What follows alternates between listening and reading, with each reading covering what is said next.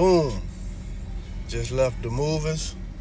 Went to go see this right here with my daughter. If. What it was about, Mo? What if means? Imaginary friends. So if means imaginary friends. If. So what was the movie about? Would you basically? I can't even explain it. Like a girl. So look. This was about basically imaginary friends. These characters you see in the background walking with these adults. Even that the grown man, he was a if imaginary friend. The little girl, the little Caucasian girl in the front, she was like really the only human being. So everybody was a character.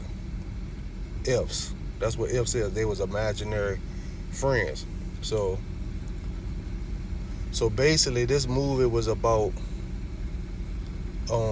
matching up imaginary friends with kids that they either wanted an imaginary friend or got separated from an imaginary friend as they got older. But basically they had all these different ifs, imaginary friends, in a retirement home like old people, just sitting around waiting to be someone imaginary friend again. So boom. As the movie goes on, like I said, it shows you. It talks about how some of these ifs, these imaginary friends, got separated from their child human friend as they got older. As an adult, it was almost like they did that, like they forgot about them. Not necessarily saying that they didn't need them, right? Am I correct? Mm-hmm. So that's what the movie was about. But I'm gonna tell you the hidden meaning on a spiritual level, what this joint really mean. So boom, chosen ones, y'all already know. When we come to this dimension, this physical dimension, as a child, as a kid, as a baby, we still are somewhat tapped into the dimension that we came from.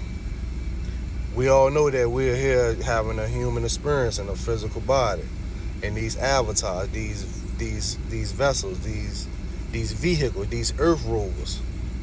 This is how we're maneuvering around on the third dimension. This is the lowest dimension of all dimensions. So the spirit, the soul that's operating this body is energy, cosmic. You can't destroy it. You can't create it. It's always there. We're always here. And energy never dies. It either can be transferred or transmuted. So that's what we are. We're the light beings that's operating these avatars. So when we come here as a kid, we're somewhat still tapped in to knowing who we are. But like adults, when they hear kids talking to their imaginary friends or speaking on things that was before their time, they think that they're like, how you know that? Like, where you get that from? Or he talking crazy or she talking crazy. Nah. They're speaking on something that they know, but they just can't explain it to you because in their childlike form, physical form, they don't know how to tell you what it really is. You know what I'm saying? So these imaginary friends on a spiritual level are basically is our past loved ones, family and friends, and ancient ancestors that are literally with us all the time. What they say in the movie, we're never alone. He told the little girl, you're never alone. We're never alone. Like we're parallel to this astral dimension where we got family and friends that are with us 24/7. They communicate with us in different ways. Angel numbers. Sienna probably ain't never tell you this, but sometimes Sienna hears someone talking to her in the house when she's in the house by herself. Literally. She's not scared.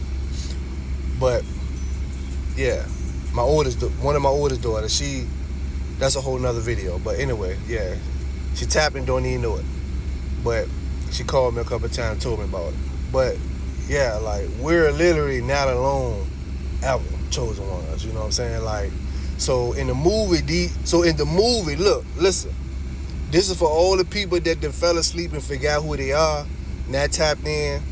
This movie basically was saying all these imaginary friends, they were literally sitting around in the retirement home waiting for their childlike friend or their adult friend that they grew up with from when they was a kid, when they was imagining them as a kid. Basically, it's saying our ancestors that are not here in the physical form no more, they are literally, what Bobby Hemming say and everybody else said, some of the great master teachers say, our ancestors are literally waiting for us to tap in with them. They want to help us. They can help us from the other side because they can see our whole timeline. They can see the beginning and the end. They can see. That's why, like, sometimes when you get a gut feeling of certain things, sometimes that could be your higher self within you telling you something, or that could be one of your ancestors or your spirit guide trying to help you, guide you through this physical realm. Because it's like Ron Hayes said, we're playing the games of the gods. This is the games of the gods that we're playing down here. So they can help us play this game in this matrix that we in, this simulation. So I'm trying to tell y'all, it ain't a movie that can go by me that I don't see what's being delivered in there. I see it. I might miss a couple points, but I'm gonna get the full picture regardless of what kind of movie it is. Like, I don't care what it is. I always see the downloads. I always see the messages. I always see the spiritual meanings behind it. But I'm out. Y'all go see that movie if with y'all young ones and tap back in. Oh, like Bobby Hemming said, childlike mind. Your childlike mind is what's gonna have you tapping back in to who you really are, and with your spirit guides and your ancestors, your childlike mind. So the adults that's in this movie that was basically tapping back in, matching back up with their ifs, was basically showing you they was tapping back in their childlike mind.